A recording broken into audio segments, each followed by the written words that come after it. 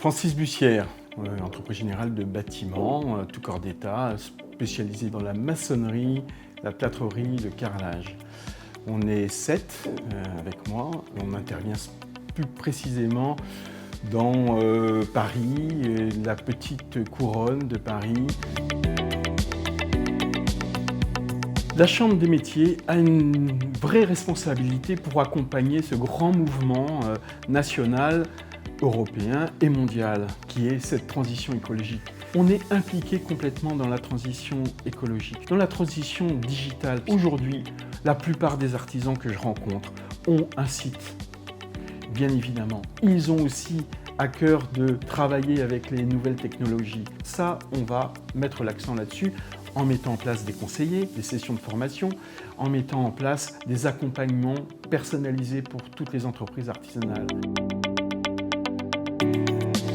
C'est quoi être apprenti? Moi, je vais vous raconter une petite histoire. J'étais dans un garage en province pour faire réparer ma voiture. Bon, et je vois un jeune en bleu qui est sur le moteur, le capot ouvert, etc. Et donc je lui dis « Ah bon, t'es jeune, t'as quel âge ?»« Ah ben j'ai 16 ans. »« Ah bon, très bien, super, et qu'est-ce que tu fais ?» Il bombe le torse et il dit « Je rentre en apprentissage. » Et je lui dis « Ah bon, et c'est bien l'apprentissage ?» Il dit « Mais c'est merveilleux parce que j'apprends un métier et puis vous vous rendez compte, je vais gagner 800 € par mois. » 800 € par mois alors qu'on a 16 ans. Et ben voilà, c'est ça aussi l'apprentissage. On apprend un métier et on ne rentre pas dans la vie démunie, on rentre dans la vie avec de l'argent. Qu'est-ce que vous voulez de plus quand vous avez 16 ans, 17 ans?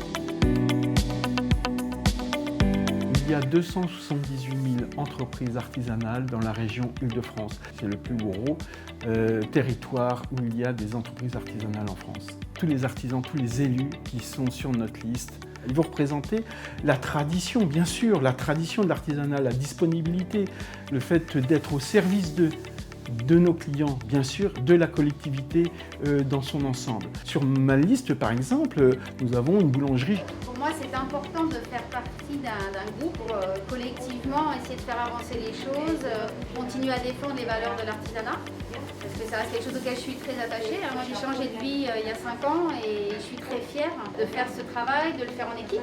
Voilà, ça crée une belle osmose dans le quartier et entre artisans.